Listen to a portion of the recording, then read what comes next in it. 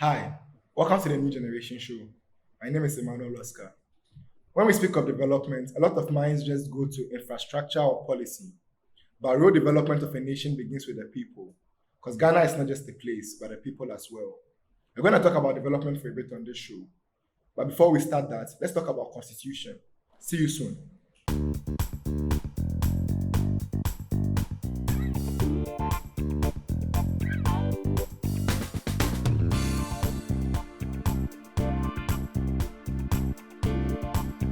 Today on the show, I'm joined by people who have a lot of experience in many different fields. To my right, I'm joined by Ms. Bako, and to my left, I'm joined by Praise. We'll let them introduce themselves so you get a better insight on who they are. Ms. Bako. Hello, everyone. I'm happy to be here on the show. I'm looking forward to this episode. I am Miss Bako simply. Thank you. Very simple intro. I never heard anyone make themselves sound so humble and simple. And you, Praise, can you tell us a bit about yourself? Yeah, so my name is Praise, and I'm also happy to be on the show, and I guess we can kick off. Well, who would you want me to start with? Ladies first? Anyone, feel free. Sure. Well, ladies first. So, we are going to start by talking about the Constitution. The Constitution of Ghana, right? Of Ghana, yeah. How did you become introduced to the Constitution? Do I even remember? I think it was in my adult years that I heard about the Constitution of Ghana. The concept of Constitution, I think I learned in my secondary school years. So, yeah. And yourself, Praise? Well, mine, I can't say secondary school years like her, but mine was my dad. Yeah, he always wanted us to, read more and learn about Ghana more. So he just told us about the Constitution. Well, we'd like you at home to also answer the questions we posed to the guests. Remember to go to our social media at Family Social GH and let us know how you heard about the Constitution.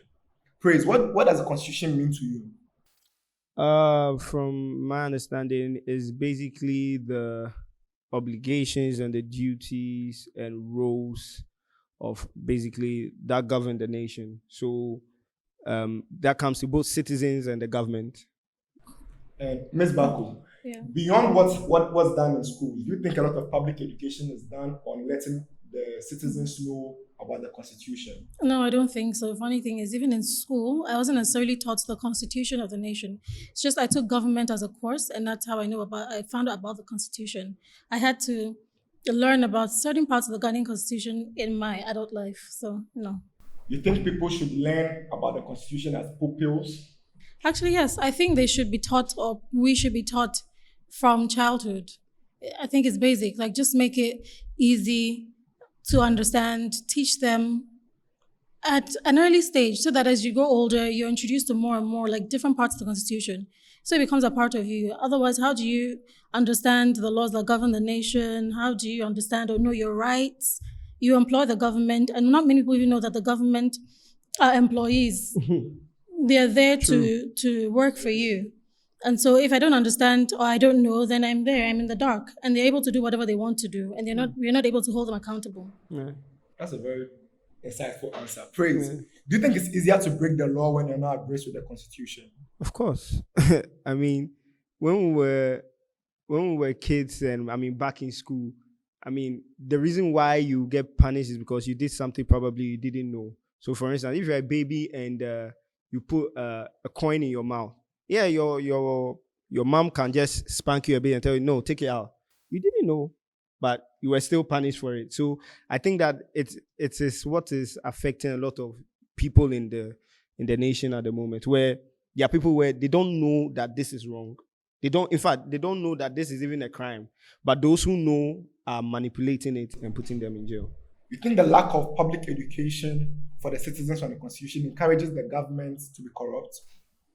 Yeah, actually it does, because think about it this way. Did you know that I found out that it is not legal for the police to take your driving license and keep it and ask you to go? Even like just to stop and search you? Yeah, it's not legal, but we don't know. So you can't also talk against it and say, no, you don't have the right to take it and all of that. So it just causes a lot of issues and problems in the nation. For instance, it's like Christians. If you don't know the Bible and you don't understand the Bible, how can you live a good Christian life? That's quite interesting. The fact that you equate it to Christianity makes it much more relatable to us. Yeah. Ms. Bako, I'll ask you a Yeah. different variant of the question. You think it's much more difficult to fight for your rights when you don't know the Constitution? Yes, if you don't know your rights, how do you know you have a right to Yeah. something? And what can be done? Whose responsibility is it to educate the citizens? Apart from NCCE, of course. I think first and foremost, education for me begins at home. So if the parents are aware, I like how he brought up that point and mentioned the fact that his father was the one who introduced him to the Constitution. For me, education begins at home, governance begins at home, everything begins in the family unit. So if you have a strong family unit, it definitely has an effect on the nation as a whole because the family has the first, what's the word? Responsibility, yes, but like the family is the first thing anybody is introduced to. Yeah. So that's your first exposure, your first experience, your first indoctrination. Everything comes from the family. So if you're able to raise children that know who they are, they know what they're about, it plays an effect. It has a ripple effect in the economy as a whole. Yeah. Because I know who I am, I know my rights, I know the laws, I know rules and regulations, I know what I should and shouldn't do, and then what I can do for the betterment of all together. So if I have that understanding, I live that way, it's easier for me to relate with you because you also know that, and then we end up making a huge impact because we are aware. So if I know from home and then I go to school and then it's reiterated in school, you keep hearing over and over again. It's something that is indoctrinated, like it's programmed into you. So you grow up with that, you have that, it becomes a part of you. It's such a great point that Ms. Bako made about the impact the family has on us growing up. Praise. She mentioned the fact that if more people were educated about the Constitution, there will be a ripple effect. What are some of these effects? What do you think some of these effects would be? I mean, for instance, I think that it will help in it will actually help with corruption because I mean the reason why, for instance, the job I do, I get to work with a lot of government people, and I mean whether it's the passport office, customs, and all of that, and you see that people pay for things they are not supposed to pay for. So if I know that, why do I have to pay over 1,000 cedis to just go and get a passport, which I have a right to? You understand? Because I am a citizen. Now, when people know this, it will stop that whole bribery thing when it comes there that, okay, I need to go and pay this guy to give me money, to give me a passport. So that thing, it will just continue like that. And you see that in every field, it will be straightened. So corruption will reduce on its own without us actually trying to. But I've also heard people argue that corruption has a positive side to it. In the case where if you couldn't pay a bribe to get off the hook with the police station should be filled. What's your opinion on that? Then again, what are you paying the bribe for? Are you paying the bribe just because you run a traffic light? Because if you run a traffic light, you don't need to go to jail. I think you're supposed to pay a fine. So then again, you see, the thing is, it depends on the crime. And if you know your rights, you know exactly how to go about it. When you go to jail, they are supposed to give you what they call, well, you're supposed to pay bail. So, I mean, the prisons wouldn't be full because the truth is, the reason why prisons are full because all of them don't know the Constitution. They are just there. Someone has been put in jail just because he did something. I mean, I heard someone was in jail for over 20 years just because he stole a phone. I mean, it's a phone. And people have murdered and gotten out from 5 years. So, I mean, then again, it is if you know the Constitution, you know how to go about stuff. It seems to be an educative episode on this show today. Join us for more education. We'll be right back.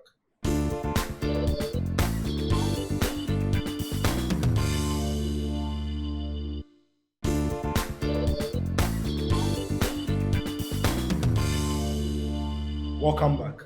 Such a delight to have you join us. Before the break, we're talking about the Constitution and the lack of education surrounding it. Ms. Bako, do you think the lack of education about the Constitution increases the gap between the rich and the poor? Well, it depends on how you look at it. Education about the Constitution, since that's what we're talking about. To an extent, yes. Because it's true, if you don't know, like we say, if you don't know the opportunities available to you, you do not know your rights, well, how do you know what is for you? If I put, let's say I brought a bottle of water and you're really thirsty, I bring a bottle of water and I keep it here and you don't know it's yours, you won't have access to it. You won't be able to drink it even though it's yours because you don't know it's yours. Someone else comes around and says, hey, I want that bottle of water. And maybe not me, but someone else says, "Oh, you want the okay? I can get it for you, but give me money to get the bottle of water It's for already you." yours. It's already the person's. You've lost what was meant for you, and someone else has gotten it. And I am the one who put the water there or brought that water for you, bottle of water. I'm not. I may not even be aware that someone else is taking it and giving it to someone else because they Praise. wanted that bottle of What do you water. think of an answer? Would you have anything different to say? Yeah, I totally agree.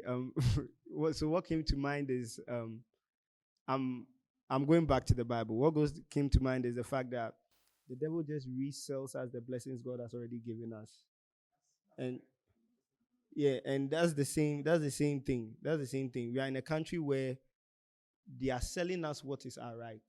So you see that even foreigners can come and enjoy some benefits that we are supposed to enjoy. It's the same thing. This brings me to the topic of, for example, free education. Apparently, it's in the Constitution, Yeah.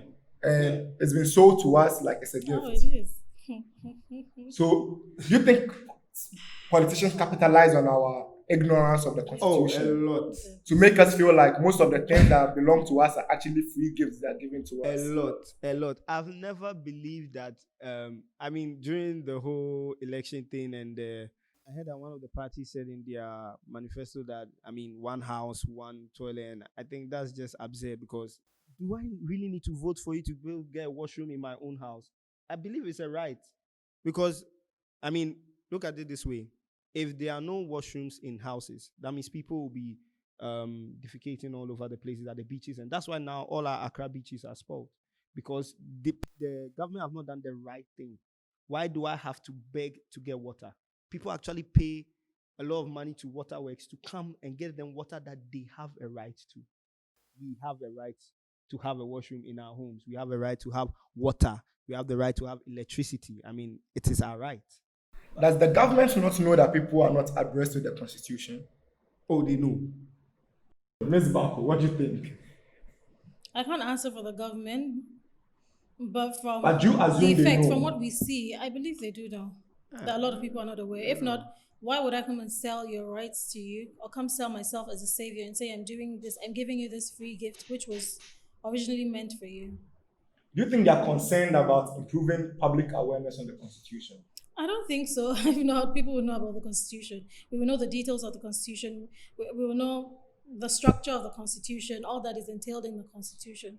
Because yes, rights are part of it. That's but then there's so much more to the Constitution. We don't know the laws governing the nation as like there are very few laws governing the nation that I know about or I know of, and it's based on personal research or from my experiences in life, like daily experiences. If not, I wouldn't know those laws that govern the nation.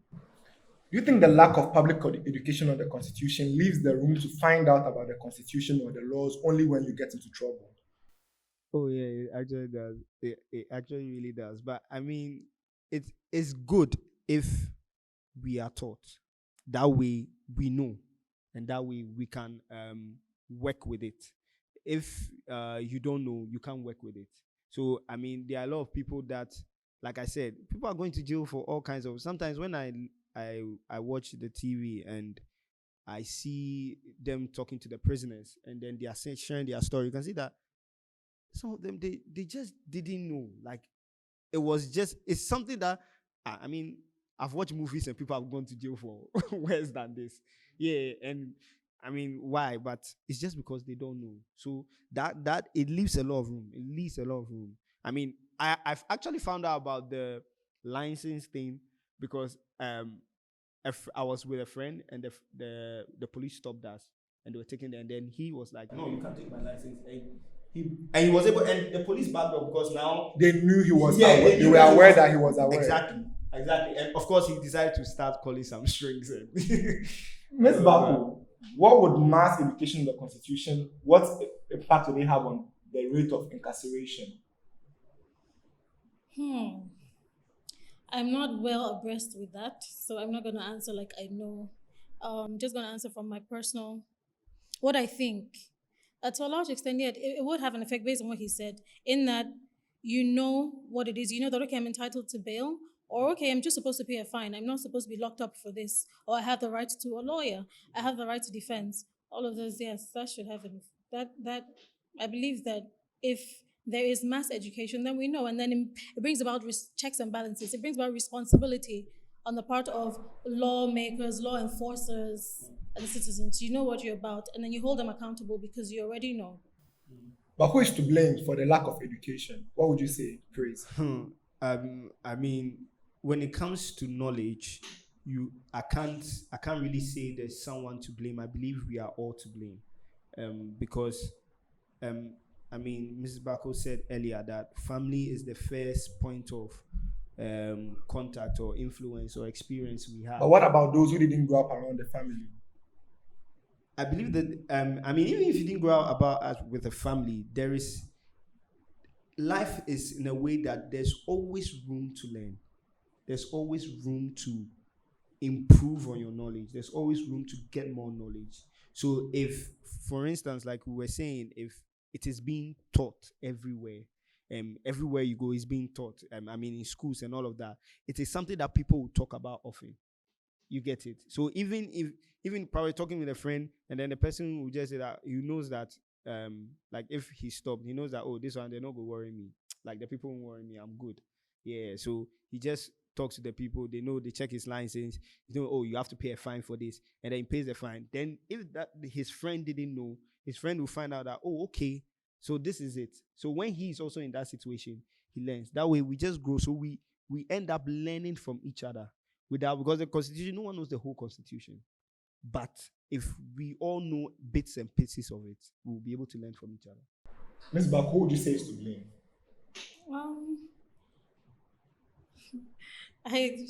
I'm going to go with what you said and say there's not one person to blame.